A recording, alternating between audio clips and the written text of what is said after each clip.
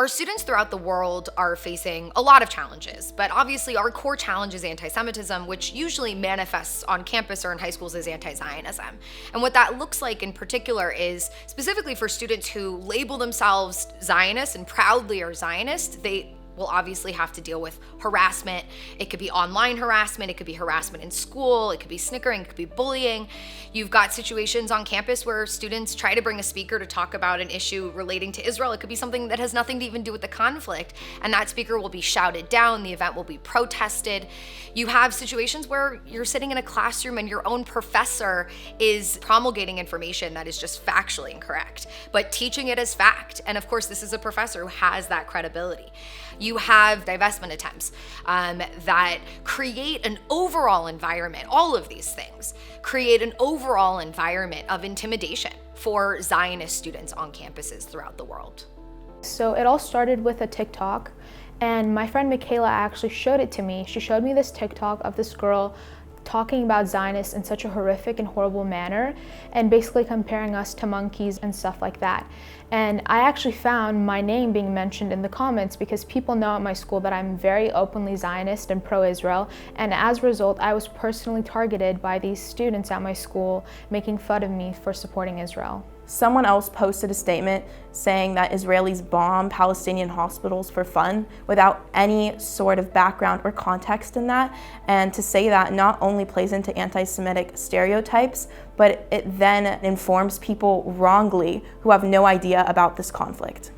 Being targeted like that, especially on social media and being cyberbullied, really made me feel unsafe in my school environment, to know that there were other students that were my age that felt this way about me and about my beliefs and about the Jewish people as a whole. Seeing all those statements made me feel alone. So Michaela and I decided to take screenshots of the comments and recordings of the videos that the student had posted on TikTok, and also screenshots of another student that was posting horrible messages about Zionists, calling them pigs, and about Israel. So we collected that information, and StandWithUs' legal department showed it to our principal, saying there are students that are harassing other students, that are posting these inappropriate messages, and something has to be done about this. The StandWithUs High School internship, first and foremost, gives students the confidence to be able to proudly walk around as a Jew and as a Zionist in their high schools and eventually on campus. And what that also then translates to is when they face anti-Zionism or anti-Semitism, that they have the strength and the will to fight back. When I received an email forwarded from the legal department from my principal saying that she's taking these accusations and these allegations seriously, she's going to take action and making these promises, it was such a relieving moment. And just to know that I did the right thing by contacting the legal department, and that because of me and Sharon and everyone who had a say in this, that we were going to make a difference, and that these students are going to be held accountable and know what they did, what they said, what they posted, and what they've been doing online and in person was not okay. I felt so relieved at the fact that my school had finally decided to take action against these students and against what they had done, and to show that it was wrong, and that at our school there would be no place for anti-Semitism, and so other students could openly be pro-Israel.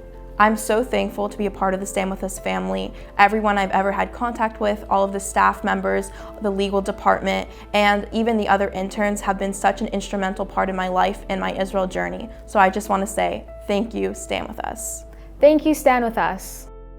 Unfortunately, at some schools, it's even professors who fuel the anti-Zionism and the anti-Semitism on campus, like what we saw at San Francisco State with Layla Khalid. On September 23, 2020, two university professors tried to host an event with Layla Khalid. The problem is, Layla Khalid is a convicted terrorist. She was arrested for attempting to hijack an El Al flight carrying 148 passengers on board. For some reason, the two faculty in question at San Francisco State University thought hosting her would be a good idea.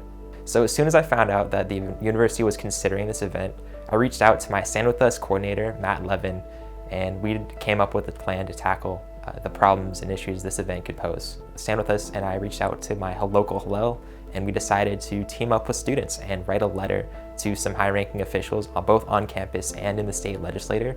President Mahoney of my university was one of the people, the recipients of a letter, and in that letter we detailed in exclusive length the issues that Layla Khalid's presence and speaking on campus would pose. While the university itself did not cancel the event, Zoom, Facebook, and YouTube, those three major platforms where Layla Khalid tried to speak, they all co-canceled the event together and worked in tandem with one another to make sure that her message, a message of hate, a message of violence and of fear, was not able to spread throughout the community.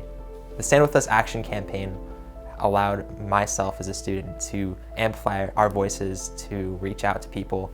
We were able to contact prominent state senators, the president of my university, and also community members that were willing to support and organize a vigil that was going to honor victims of terrorists such as Layla Khalid. State Senator Scott Wiener and University President Lynn Mahoney attended the vigil. They both gave fantastic speeches and were able to come together to make sure that as a community, events such as the one we saw with Layla Khalid are no longer tolerated. It's very powerful as a young student to advocate and organize on behalf of the Jewish community on my college campus and to make sure we feel heard and that we're not marginalized. Without Stand With Us, I would not have the ability to do what I did. Thank you, Stand With Us. The challenge is real, and it's obviously a big one. 6 months into USC, I came face to face with an apartheid wall. I didn't know what to say. I didn't know how to defend Israel. I didn't know how to protect Israel. I didn't know the information. I didn't know the facts. I only had my stories. And that's really where I found Stand With Us. And I was lucky enough to become an Emerson Fellow in the first year of the Emerson Fellowship way back when in 2007. And they gave me the tools, the education that I really needed to be able to be a strong activist on my campus. After graduation, I was lucky enough to get a job with Stand With Us. And for me, it's always kind of been about that moment on campus for me when I saw the wall and I had no idea how to respond. And whenever I stand in front of students today, for me, it's about making sure that there aren't students that have to go through that anymore. That when they see that wall on campus, they're prepared because they've already been warned and they've already been given the tools and the skills that they need to be able to counter it in the best way possible. And that's why I do what I do every single day for Stand With Us.